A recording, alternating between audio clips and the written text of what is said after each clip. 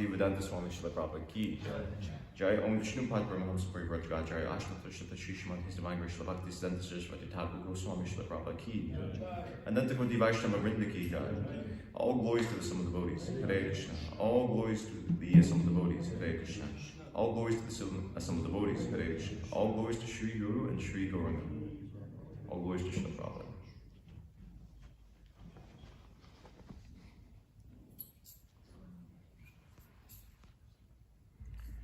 Om Namo Bhagavate Vasudevaya. Om Namo Bhagavate Vasudevaya. Om Namo Bhagavate Vasudevaya. Om Namo Bhagavate Vasudevaya. Om Namo Bhagavate Vasudevaya. Om Namo Bhagavate Vasudevaya. Reading from Srimad Bhagavatam, Canto 3, Chapter 7, text number 37.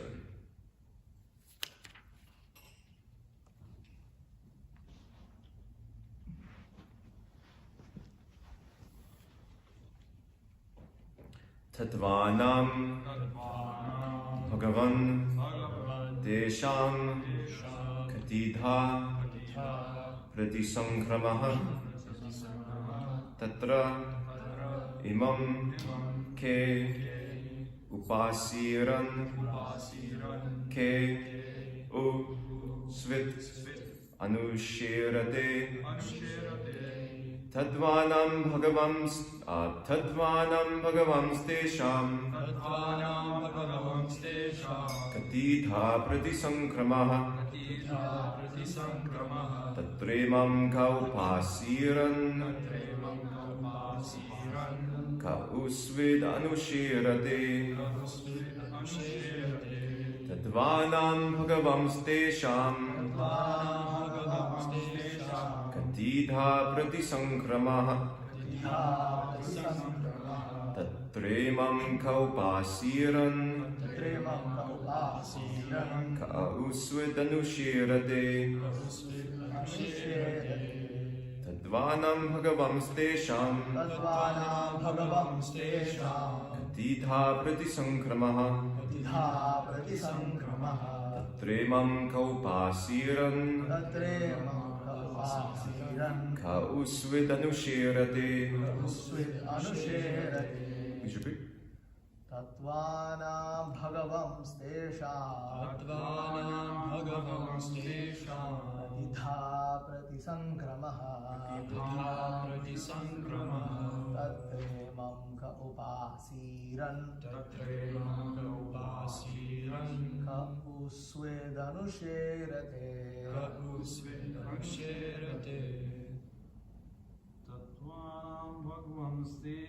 Tatvanam Bhagavams Tesham Katitha Pratisankramaha Tatremam Ka Upasiran Ka Usvid Anushirate.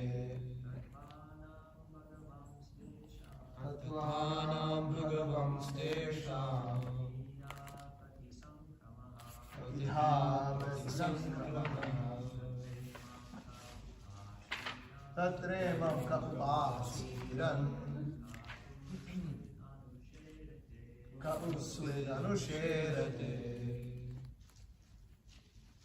Tatvanam Bhagavams Tesham Katitha Pratisankramaha Tatremam Ka Upasiran Ka Usvid Anushirate. Mataji. Tatvanam Bhagavams Tesham Katitha Pratisankramaha Tatremam Ka Upasiran Ka Usvid Anushirate. Tatvanam Bhagavams Tesham Katitha Pratisankramaha Tatremam Samupasiran Ka Usvidanushirate Tatvanam Bhagavam Stesham Katitha Pratisangramaha Tatremam Kaupasiran Kausvidanushirate Tatvanam of the elements of nature. Bhagavan, O great sage. Tesham, of them. Katitha, Katitha how many? Pratisankramaha, Pratisangramaha dissolutions. Tatra, thereupon. Imam, unto the Supreme Lord. the Supreme Lord. Ke, Yea. who are they? Who are they? Upasiran, Upasiran being Be saved. saved. Ke, Ke. who are they? Who are they? U, who? Who? Svit, Swit. may. May. Anushirate, Anushirate. serve the Lord while he sleeps. Serve the Lord while he sleeps. There's an issue with the mic, apparently. Well, it's not even connected. Oh. Translation and purport by His Divine Grace A.C. Bhaktivedanta Swami Srila Prabhupada. Please describe how many dissolutions there are for the elements of material nature and who survives after the dissolutions to serve the Lord while he is asleep. Purport, in the Brahma Samhita, it is said that all of the material manifestations with innumerable universes appear and disappear with the breathing of Mahavishnu, or mystic sleep.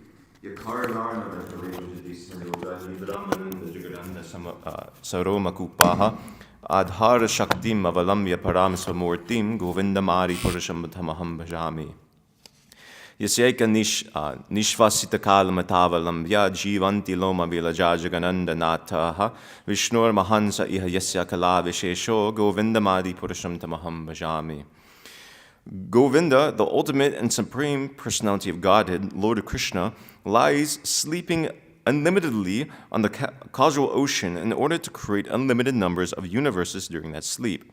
He lies on the water by his own internal potency, and I worship the supreme Godhead. Due to his breathing, innumerable universes come into existence. And when he withdraws his breath, there occurs the dissolution of all the lords of the universes. That plenary portion of the Supreme Lord is called Mahavishnu, and he is a part of the part of Lord Krishna. I worship Govinda, the original Lord. After the dissolution of the material manifestations, the Lord and his kingdom beyond the causal ocean do not disappear, nor do the inhabitants as the Lord's associates. The associates of the Lord are far more numerous than the living entities who have forgotten the Lord due to material association.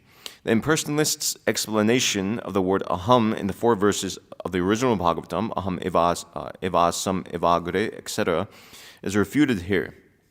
The Lord and his eternal associates remain after the dissolution. Vidura's inquiry about such persons is a clear indication of the existence of all the paraphernalia of the Lord.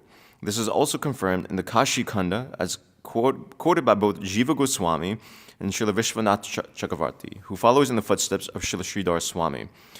Nachyavanti hi yad bhakta mahatyam pralaya padi atochyutto kili loke sa eka sarvago vyayaha. The devotees of the Lord never annihilate their individual existences, even after the dissolution of the entire cosmic manifestation. The Lord and the devotees who associate with him are always eternal, both in the material and spiritual worlds. Om Agyanad Mirandasya Gananjana Shlakya Chakshur Unmilitam Yena Tasmai Shri Gurave Namaha Shri Chaitanya Manobishtam Stapitam Yena Bhutali Swayamrupakada Mayam Dadati Swapadantikam Vandeham Shri Guru Shri Tapada Kamalam Shri Guru Vaishnavamshta Shri Rupam Sagashatam Sahagana Raghunatham Vitam Tam Jivam Sadvitam Savadutam Parijana Saitam Krishna Chaitanya Devam Shri Radha Krishna Padan Sagana Lalita Shivashakan Vitamshta He Krishna Karuna Sindhu Dina Bandhu Jagat Pate Gopishakupaka Kanta Radha Kanta Namostute Tapta Kanchara Gaurangi Radhe Vrindavaneshware Vrishabhanu Sute Devi Pranama Mihare Priye Vanshakapatu Vyashta Kripasundabi Vajapatita Nam Bhavane Bhyo Vaishnavibhyo Namo Namaha Namo Om Vishnu Padaya Krishna Prashtad Bhuttarishmate Bhakti Vikasa Swaminiti Namane Namo Om Vishnu Padaya Krishna Prashtad Bhuttarishmate Bhakti Vedanta Swaminiti Namane Namaste Sarasvati Devi Gauravani Prasharne Nivashesha Shunyavadi Pashtaditishta Tarne Bhuttar Mahadviri Namapur Vibor Nirmaya Shitiyad Amushi Purashaha Bhungti Gunan Shudasha Shudashatmaka Sharang Kashishta Bhagavan Vachamsime. Translation again. Please describe how many dissolutions there are for the elements of material nature and who survives after the dissolutions to serve the Lord while he is asleep. So Vidura is asking here from Maitreya. He wants to know about many different things, subjects we've been discussing, but here he's asking about dissolution. Dissolution means destruction. We've heard about the creation of the material world, and now Vidura is asking about the dissolution or destruction in the material world. He asks here, Tattva Nam, of the elements of nature. So what happens to the elements of material nature, the various dissolutions that occur, and specifically he wants to know, who are they? Who are those who survive the dissolution and continue to serve the Lord while he is asleep? So, succinctly, what's happening here? Krishna, the material world is created by Krishna. It's maintained by Krishna. It's also dissolved by Krishna. It's destroyed by Krishna. Directly and also indirectly. Just like a king, you could say he sets up a state. Sometimes he just inherits it. Sometimes he sets it up. Just like we had a change of president, as a good example. So he set up the state completely differently. He's again recreated the whole state. Right now the creation or recreation is going on. And then maybe in a year or so, the state will be maintained. And then gradually he'll leave office and the state won't dissolve, but at least his administration will dissolve. So it's something like that. Krishna creates the material world. He maintains it, and then he destroys it. And just like a king, he does all these things, though not always necessarily directly. It's not necessarily that the president is maintaining directly. It's not that he's directly involved in like welfare programs, dishing out subsidies to the homeless. So similarly, too, Krishna isn't directly involved in every aspect of material existence. Just like the president, he has different administrators, and then the administrators, they have people under them, and then there's people under them, and in this way, the government functions like a whole big tree. So, the material world is described as one big tree. So Krishna is the root of that tree, and there are many different administrators within the material world serving under him. Brahma is one. We'll hear prayers from him in a chapter or two. We'll hear about the manifestation of Brahma, and how Brahma prayed for the power to create the material world again. So, so Krishna has these different departments, you can say, and these departments, they're deputed power by Krishna, just as a government minister is deputed power by the president or king or ruler of state. So, the universe is created and then it's also destroyed. Some people have the idea that God just created the universe, but God also destroys the universe. The material world has a beginning and it has an end. It has a beginning, it maintains, like anything material goes through different stages.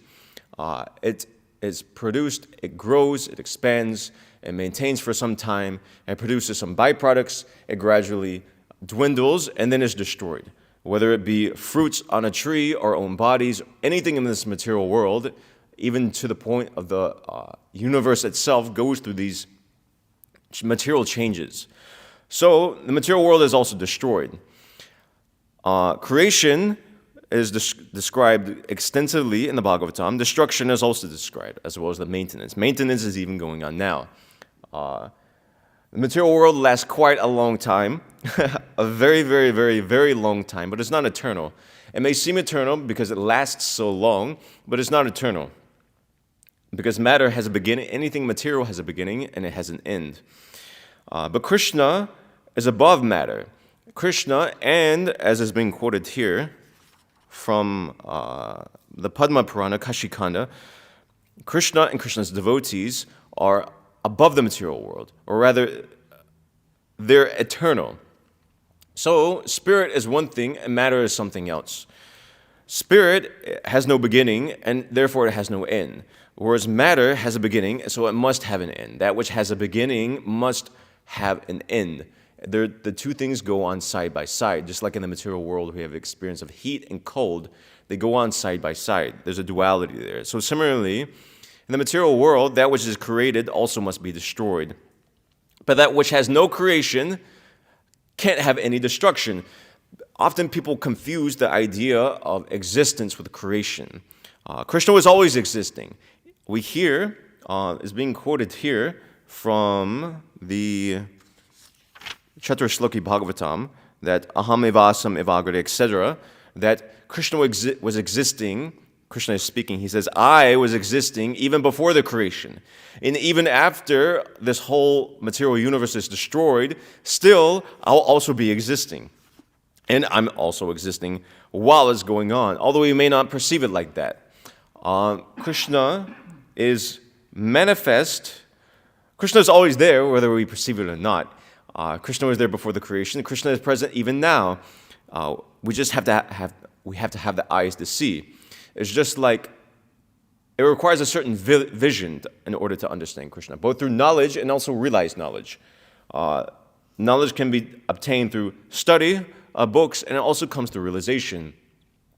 It's just like, example is given, just like if you have a car.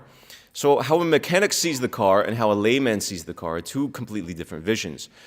An expert mechanic, he can open the engine of the car and immediately understand what parts are there, where the, I don't know cars so well, but where the, the transmission is, etc., where the battery is, where the connecting wires for the battery, how the battery hooks up to the engine, etc., like this, and he can immediately diagnose everything, and he understands what's going on. But a layman, if he just looks at it, he will just see a bunch of steel and oil and just undecipherable parts. So similarly, Krishna is present even within the material world. He manifests himself within the material world. And for those with spiritual vision, they can see Krishna at every single step. But it's a qualification of vision, development of vision, both through knowledge and developing the love of Krishna. So these things are going on.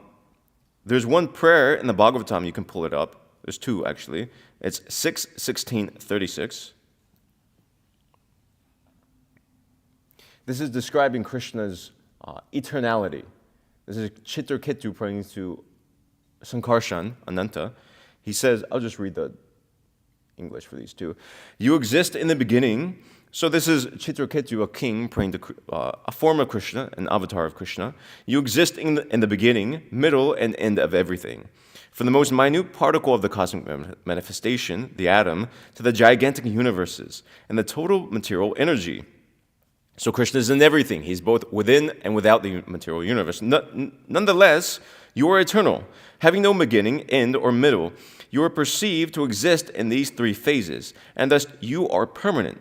When the cosmic manifestation does not exist, you exist as the original potency. To give an example of our own situation, and perfect example, is just like we have clothes. So there's a point where we bought those clothes, we wore those clothes for some time, and then we discarded those clothes, or we stopped wearing those clothes, or they just fell apart, they became trash. So we existed before those clothes, and we existed after those clothes. Those clothes simply covered us. So similarly, the material world like that is just like Krishna. The next verse described, we're hearing about today, Tattvanam. What is it? Truths. The elements of nature, you can also take it truths. Here, every universe, Chitraketu continues, every universe is covered by 7 layers. Earth, water, fire, air, sky, and the total energy and false ego, each 10 times greater than the previous ones. There are innumerable universes besides this one, and although they are unlimitedly large, they move about like atoms in you. Therefore, you are called unlimited, Ananta. One other name of Krishna, specifically of Krishna, one of Krishna's different forms, is called Ananta. Ananta means unlimited.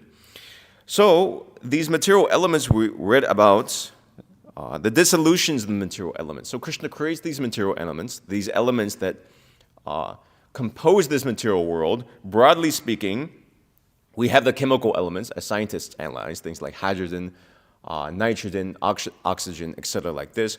But we also have more, you could say, these are gross elements, you could say, which are manifest to our vision, but elements are also existing. How the Bhagavatam is describing these elements of nature, is not necessarily just a chemical combination of atoms, in that sense, the arrangement of atoms and electrons, but on the more subtle plane of what, a more subtle stage of existence, you could say. Water, air, fire, etc. These things compromise everything, subtly so, even though we may not immediately see it. Just like fire is immediately understandable, but fire we find throughout the world, actually, in a more subtle form. Just like fire is immediately there, anybody can understand that fire is existing, what is fire. But fire is also present within the body, in the form of the fire of digestion. Otherwise, if that fire wasn't there, the body will have no ability to digest. So similarly, water is also there within the body. Water is there, air, the body is composed of earth, etc. like this. It's subtly so. It's not that literally the body is just a conglomerate of dirt and water and fire, literally so, but in a more subtle form. And it's mixed together to form what we see before us. So similarly, the whole material world is like that. It's just like in, you could say, cooking, you have different basic ingredients. You may have tomatoes and cashews and a coconut, and from all those things, you can make a gravy of what seems like a completely different nature.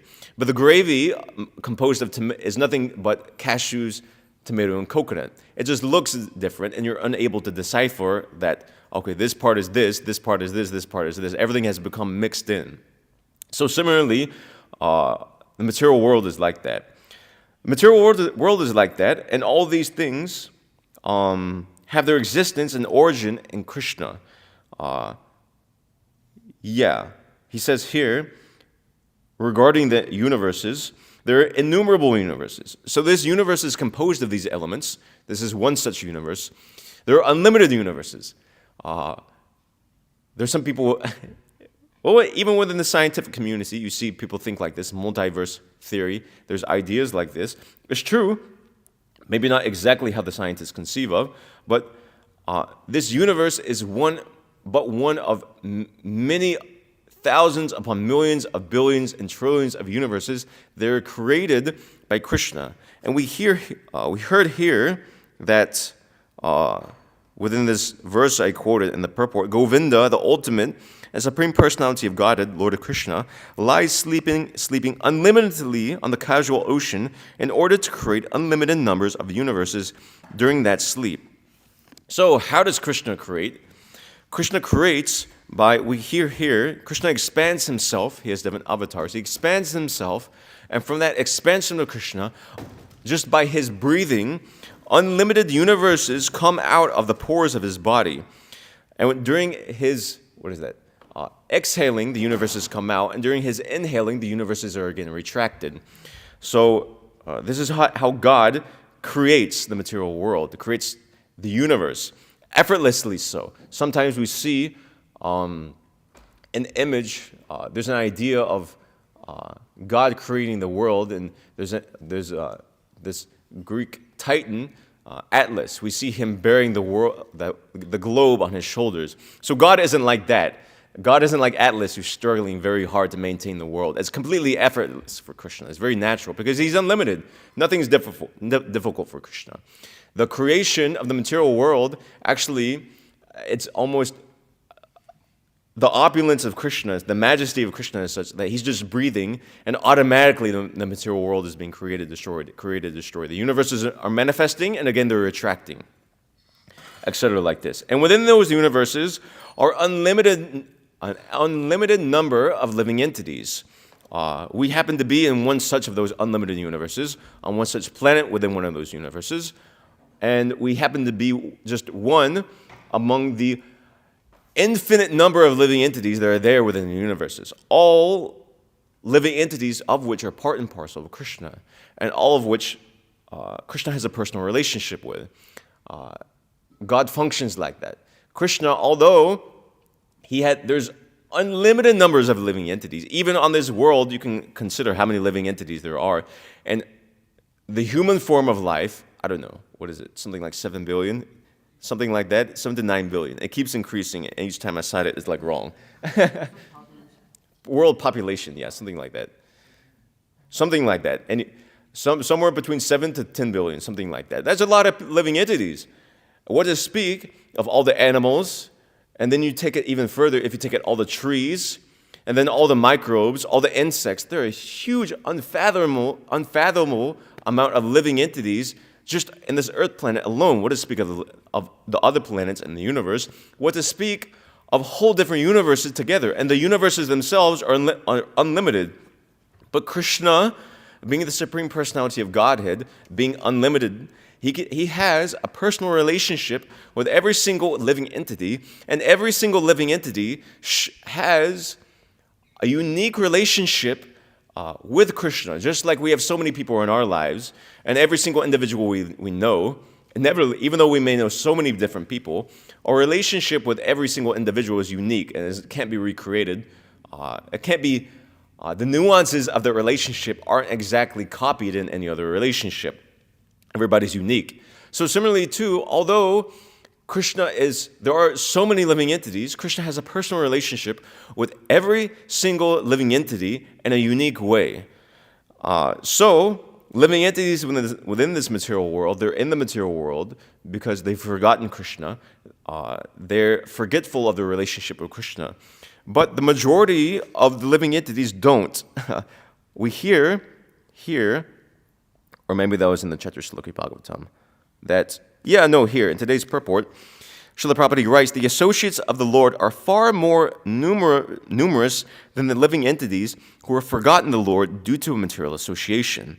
So there's two classes of living entities, the perfect living entities and the imperfect living entities. You can take it like that. Those who are spiritually perfect living entities and those who are materially conditioned. Or those living entities who are in the spiritual world, those living entities in the material world, both quantitatively the same. There's no difference ultimately, in the sense both are individual souls, spiritual souls, part and parcel of Krishna, but their status is different. Just like as the President of the United States, he's also a human being, but his status is greatly different from my status as just some brahmachari in Krishna life. He's awarded respect and he has some sort of position. But ultimately, we're of the same species, you could take it like that. So similarly too, the living entities in this material world, the living entities are forgetful of Krishna. Whereas in the spiritual world, they've revived their relationship with Krishna, and they're with Krishna. They're acting on that relationship with Krishna, and they're having fun with Krishna. We could say it like that. Whereas in this material world is exactly the opposite. We're forgetful of Krishna, and we're not having fun in this material world. We're suffering like anything in so many different forms, trying to be happy, but every living entity in this material world is looking for happiness, but that happiness, the living entity is searching for in so many different varieties in terms of looking for happiness in relationships and family and work, by money, by material possessions. Ultimately, it doesn't satisfy the living entity. And we just go on from, we desire one thing, we get what we desire, or we're frustrated in that desire, and then we move, it doesn't satisfy us, it doesn't make us happy, and then we move on to something else. Because that real satisfaction comes from reviving our relationship with Krishna, not from anything else. So, the living entities in this material world, they're forgetful of this fact, and the whole point of the Krishna consciousness movement is to bring living entities back to Krishna, back to this consciousness. We have this word, Krishna consciousness. When we become Krishna conscious, our relationship with Krishna is revived. And even though we may be living in the material world, we may as well be living in the spiritual world. The spiritual world becomes manifest to one who is Krishna conscious. So, the majority of living entities are Krishna conscious. Only a few living entities are not Krishna conscious. We hear the words ekapad vibhuti and tripad vibhuti. You could take it like 3/4 of the living entities, a total sum of the living entities which are there, which are unlimited. They're Krishna conscious. They're in the spiritual world enjoying with Krishna. Only a fourth of the living entities are here in the material world, forget the world of Krishna. So the majority is just like the majority of people in this material, the majority of people are healthy. Health is the natural state, is our natural state. We trend towards health and we want to become healthy. Naturally, people are healthy. In an unnatural state, one becomes diseased or unhealthy. And when one is diseased, the natural tendency is, how can I become healthy? How can I become cured from this disease? So similarly, this forgetfulness of Krishna, this not being able to see and understand and reciprocate with Krishna is an unhealthy, diseased state of the living entity. Originally, every living entity is part and parcel of Krishna. So, this consciousness is to be revived, in other words. So, so the devotee, what's being mentioned here, is being quoted from the Skanda, I think it's the Padma Purana, that the devotees of the Lord never annihilate their individual existences, even after the dissolution of the entire cosmic manifestation. The Lord and the devotees who associate with him are always eternal, in both the material and spiritual worlds. So I'm making the point, not only is Krishna eternal, everything related to Krishna is eternal. Krishna's expansions are eternal. Krishna's abode is eternal. Krishna's smile is eternal. His form is eternal. His words are eternal. Everything about Krishna is eternal, including the devotees of Krishna. Even after the material world is destroyed, Krishna is there, and also the devotees are there. Devotees, they're liberated. What we call liberated, we say like that. The devotees are liberated from what? From material conditioning. From suffering, we say like that sometimes, but principally they're liberated from material conditioning. So whether or not the material world is being created, maintained, or destroyed, it's superfluous to the devotees. Devotees, they're existing before, during, and after the material creation. And some aren't even in the material creation at all, the most of them. So, this is the goal. This is what we want to come to. A devotee is transcendental to the modes of the material nature. He's transcendental to everything material, including his own body. We see generally people don't consider destruction of the material world, but at least they consider destruction of their own body. They think of death. What happens when I die? And the prevailing worldview, even among those who accept some form of afterlife, is that when I die, the conception is something like it will just be dark or blackness, something like that. Not even blackness, some sort of like void, something like that, merging into some sort of void, complete lack of experience. But it's not so. Even for the conditioned living entity or liberated living entity is eternal. He's always eternal because he's part and parcel of Krishna. So before this life, we were existing, and after this life, we'll also be existing. This body, before and after this body, will be existing. It's just a question of changing our situation. Before this life, who could say? Karma acts like that. Living entities transmigrating through so many different species of life, 8,400,000 in terms of birds, beasts, reptiles, aquatics, microbes, plants, trees, demigods, higher living entities, etc. like this. So he's transmigrating, he's reincarnating through so many different species of life. But through all these species of life, both in terms of the gross body and also the subtle mind. When the living entity, he has the body of a dog, he thinks like a dog. When the living entity has the body of a human, he thinks like a human. And even more specifically, when he has the body of a human genius, his mind thinks like a genius. When he has the body of a dumb man as a human, he thinks like a dumb man. But both the body and the mind are external to the living entity, which he's just passing through, just like I gave the example earlier. We're passing through the different dresses we wear. They clothe us. So similarly, too, the living entity is clothed by different subtle and gross bodies, in terms of the gross body and also the subtle mind. But the living entity continues to exist. He doesn't stop existing at any point in time. Only the material body stops existing. Etc. like this, the same thing. Just as the clothes, we give up different clothes, but we don't stop existing when we change our clothes. So similarly, the living entity moves through different species of life, but he doesn't stop existing. So similarly, too, at no, just on that point, at the time of death, the living entity moves from this body to another species of life. He again takes birth, he again grows up, he again gets an education, lives, so will grow, not always education, but he maintains for some time, his body dwindles, and again he dies. And the living, it goes on like this again and again and again and again. And an intelligent person will ask, well, why, if I'm eternal, why do I have to accept temporary material bodies, which are miserable actually, which are just the nature of the material body, is we're looking for things to be temporary. I mean, we're looking for things to be permanent things. We want a lasting situation. We want to be happy, and we want to be knowledgeable about what's going on around us. But the body is exactly the opposite. The body is full of ignorance.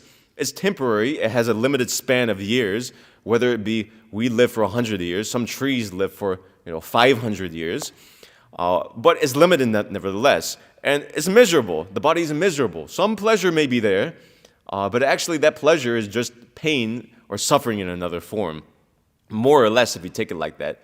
And even if you take it that you can be happy, so there are some pleasures from the body in terms of the sensation of touch, the pleasure of the tongue, different tastes we can relish. Principally, if you look at it, the body is more or less a vehicle of suffering more than it is one of pleasure, because there's only so much pleasure you can experience in life, but there's so much suffering you can experience. And there's a limit to how much pleasure we can perceive, but there's no limit to how much suffering we can perceive. We can only eat so much until that same pleasure of the tongue becomes distasteful. When we start to overeat, then it becomes we don't want to eat anymore, and that same act of eating, it becomes a source of suffering. And even if we take it in a regulated form, say, for example, we eat, say we eat a cinnamon roll. So day 1 is very tasty. Day 2, okay, it's still tasty. Say 1 month later, we're eating cinnamon rolls every single day. Is the pleasure the same? No, actually it becomes quite distasteful. You're eating the same thing, monotonous every single day. So the pleasure is limited. Often pleasure, when taken in excess, is turned into suffering, actually. But suffering, there's so many different varieties of suffering you can experience in the material body, and there's no limit, there's no lower limit or upper limit, you could say, to how much suffering you can experience. I won't go into detail, you can just understand we all have practical experience. So the body is a vehicle of suffering. It's temporary, it causes us suffering, and it's by nature, it covers us with ignorance. This is a little difficult to understand. You could take it in one sense that we're born into ignorance. A child, his nature is to be ignorant. He has to receive an education. By constitutionally almost, he's ignorant. Whereas in the spiritual world, automatically the living entity, he doesn't require an education. Automatically he has all knowledge.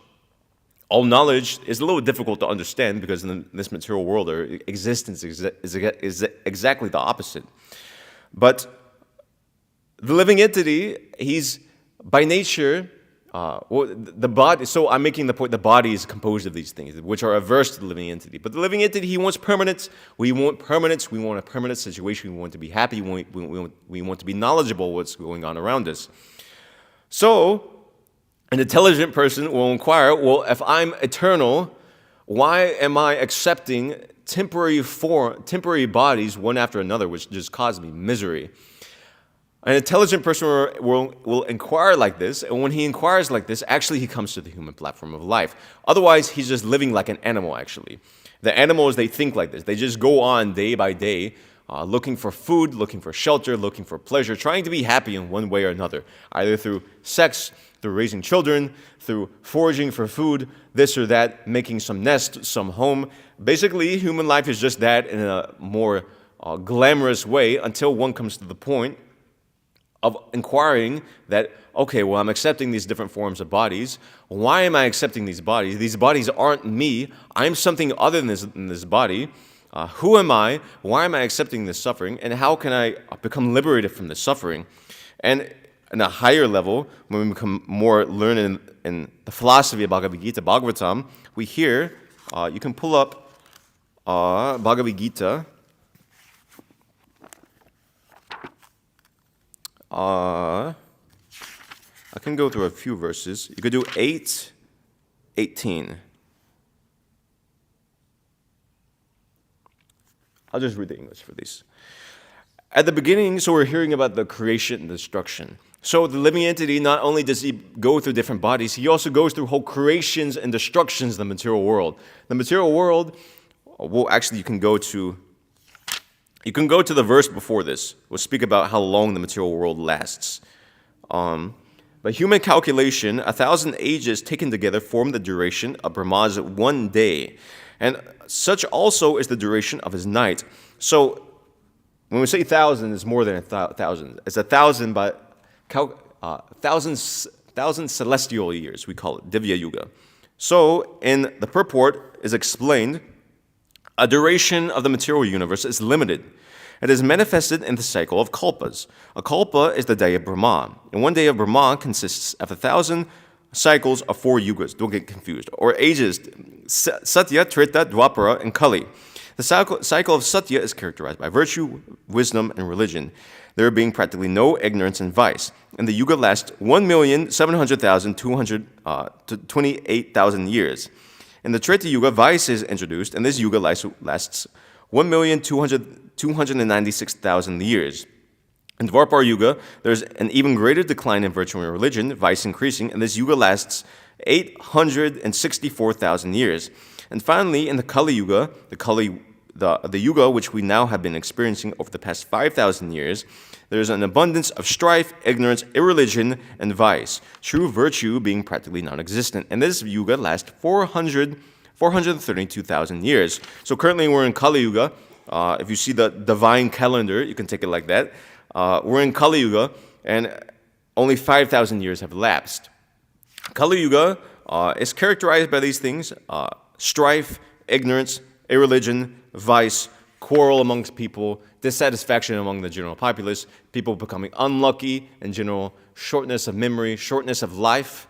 It's said that as the Kali Yuga progresses, lifespan, all these things actually, strength of memory gets less, lifespan increases, so people's duration of life goes down and down and down.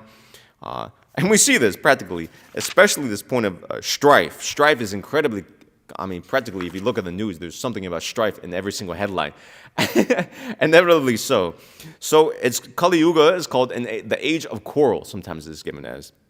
So we're only 5,000 years into this yuga, and these things only started, this degradation only started 5,000 years ago, and we have approximately 207,000 years to go until the yuga is over. And again, Satya Yuga comes. So I'll skip down a little bit. So this process, it cycles. These yugas, they cycle. Then you can go to these 100 years in quotes down below. Yeah, these 100 years by Earth calculations total to 311 trillion and 400 billion Earth years. By these calculations, the life of Brahma seems fantastic and interminable, but from the viewpoint of eternity, it is as brief as a lightning flash. So it gets more into technicalities here, but this is the lifespan, this is the span of time which we're talking about, the scope of how long the material world exists. And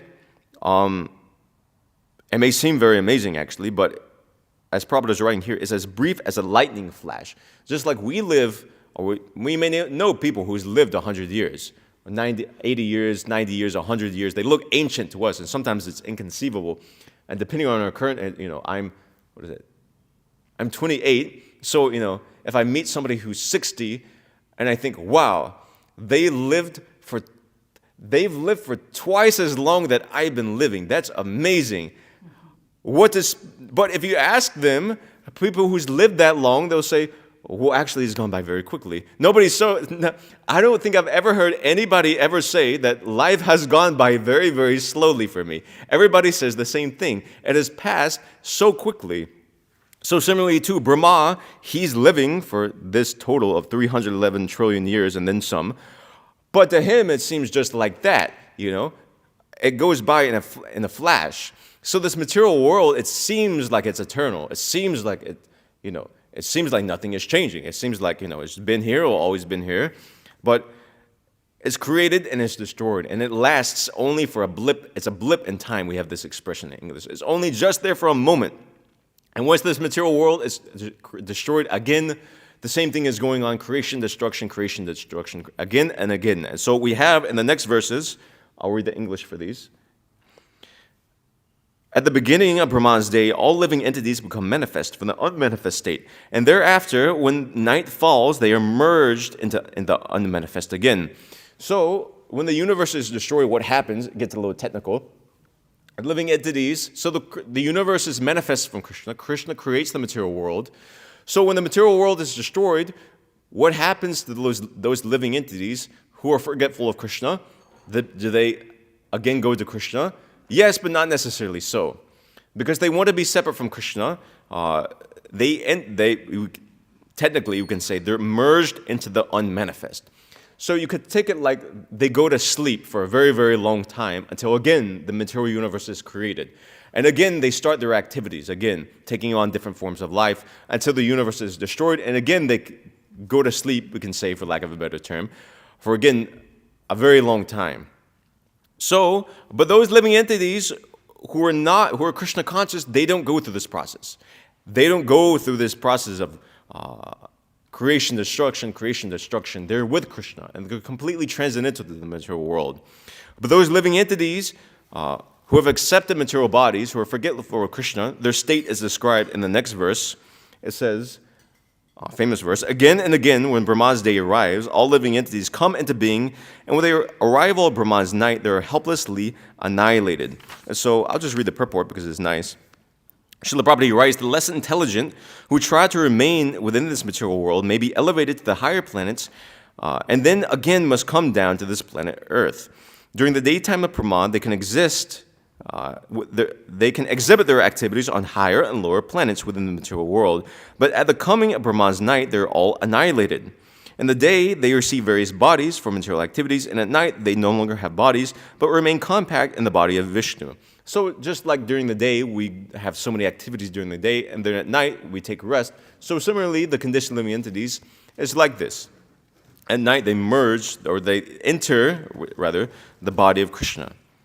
Then again, they are manifest at the arrival of Brahma's day. Bhutva praliyate. During the day, they become manifest, and at night, they are annihilated again.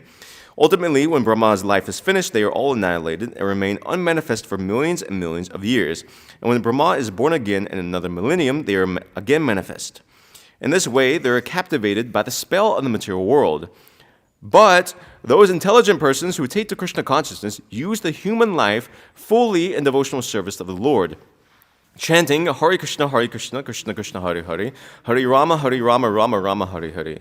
Thus, they transfer themselves, even in this life, to the spiritual planet of Krishna and become eternally blissful there, not being subject to such rebirths. So, it's an undesirable situation, remaining in this material world. We're in this material world for whatever reason or another, but ultimately we should come out of it. We should awaken our relationship with Krishna. We have the specific function of the human form of life is to revive our Krishna consciousness, to come out of the cycle of, repeated birth and death. During unlimited forms of lives, unlimited lifetimes, we've been in the cycle of birth and death, and only in the human form of life do we have the capacity to actually come out of it, to take advantage of Krishna consciousness. And, take the Krishna consciousness and use the human form of life fully in devotional service of the Lord, principally by chanting Hare Krishna. How to come out of this material world is very high philosophy, but it's very simple. We just engage ourselves in Krishna service. We're part and parcels of Krishna. We're parts of God. So we just engage in God's service. If we engage in the service of our own senses and mind, again, we'll have to accept another set of senses and another mind. But if we engage in the service of Krishna, then we take birth. Well, not take birth, but we go to Krishna. What we cultivate in this life determines our next life. So many things could be said about karma, but if we become Krishna conscious in this life, then we'll return back to Godhead, and we don't have to worry about this again creation, destruction, birth, and death again and again. We could just return to Krishna and be, as Srila Prabhupada is writing there, become eternally blissful there, not being subject to such rebirths. So I can end there and take any comments or questions anybody has at this point. Anything?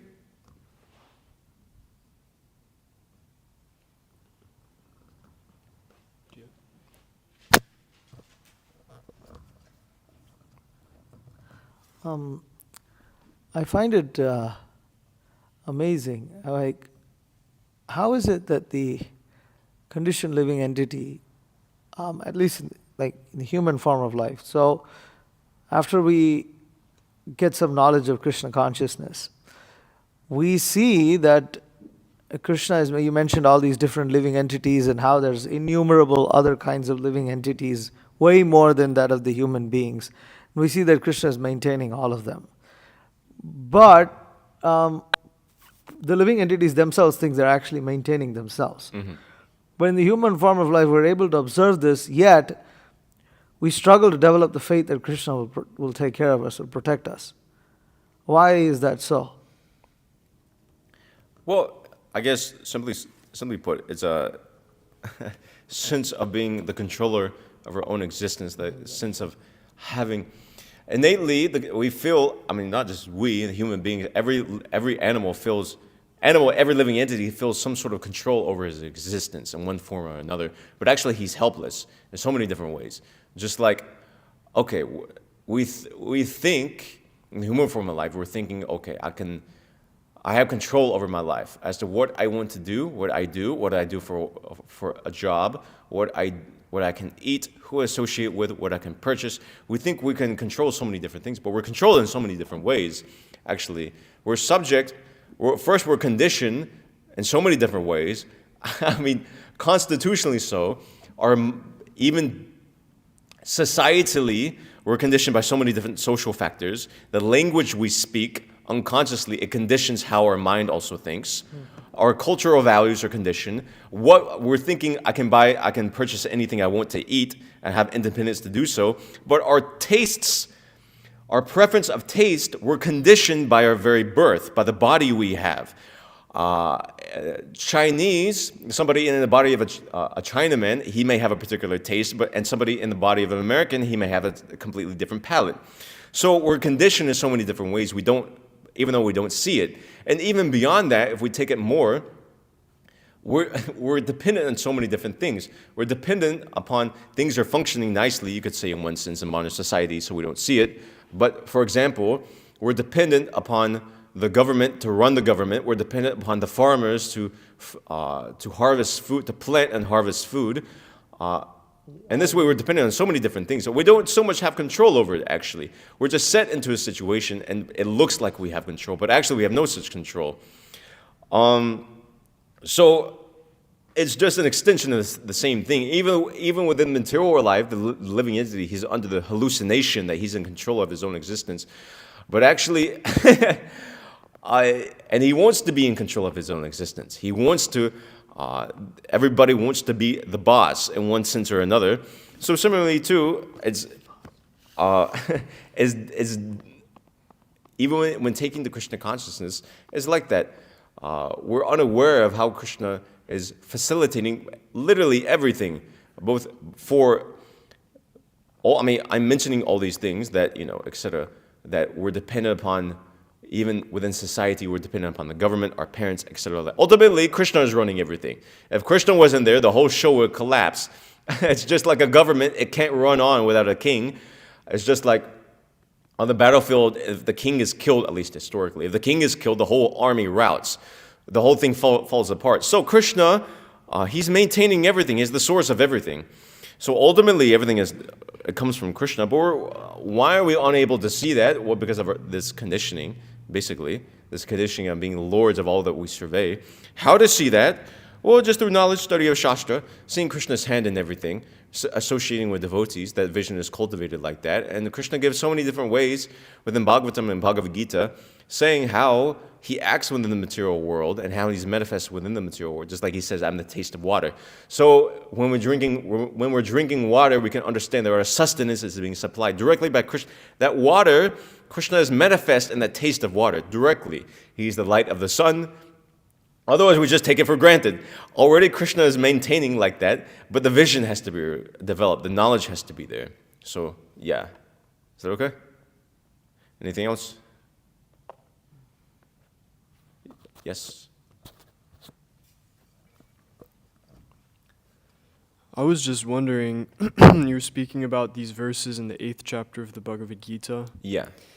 and I was just wondering, in reference to verses 20 and 21, Yeah.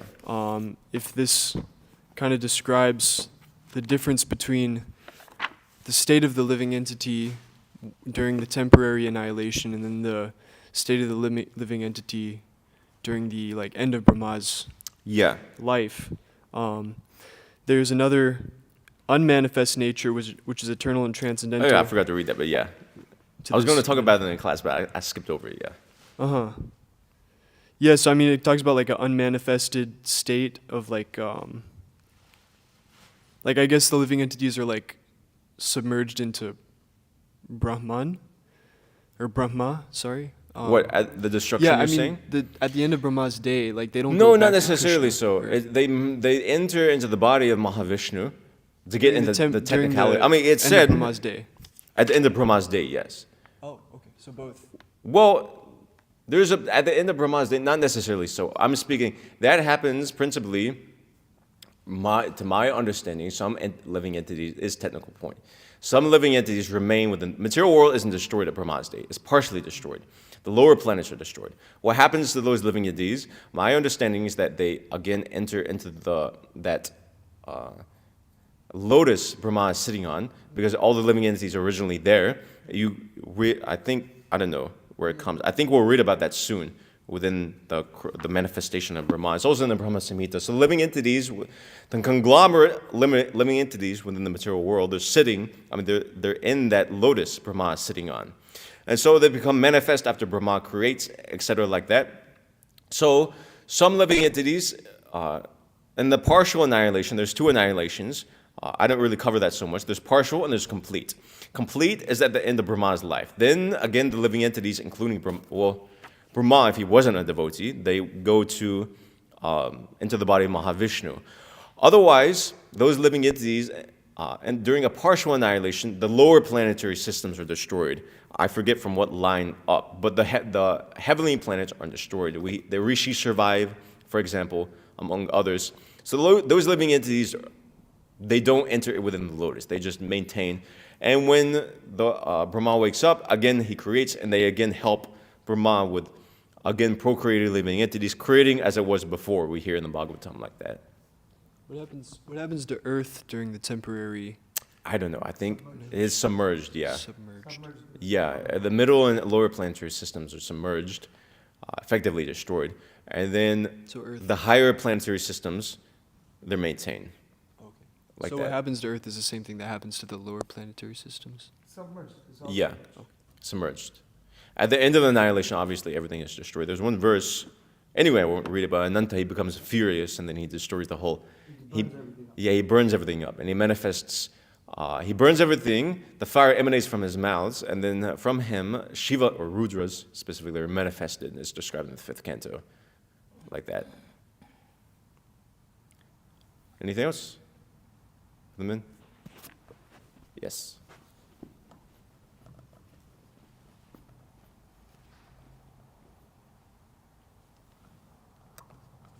I'm sorry, I haven't been able to formulate my point, but something you said during the class made me realize that when we were young, I'm 75 years old, and when I was young, like in my late teens and early 20s, I started to see how everyone in the material world was dissatisfied. You talked about the dissatisfaction that the soul feels when he comes, he starts to see how pointless material life is. And he doesn't want to go through the same thing that his parents went through. And so that's what the whole hippie movement was about. We were dissatisfied with what our parents went through. They were almost ready to die, and they had not achieved anything. So we started looking for stuff that we couldn't see with these eyes. We started looking into metaphysics and concepts that were never talked about in our upbringing. And through that movement, we came to be exposed to Srila Prabhupada and to Krishna consciousness. And that's where we found our satisfaction. It was subtle. It was something we couldn't find elsewhere. So I really appreciated the points you made about how we become dissatisfied in this material world. We're never satisfied. And until we look for something higher, something more subtle that nobody can see with these eyes, we can't experience that satisfaction. So anyway, I really appreciated your class. It was a little hard for my small brain to follow at some points, but totally made sense overall. And I want to thank you for doing all the research and preparation that you did to Jai. give this nice class. Hare Krishna. Jai, thank you. Anything else? Oh, thank you.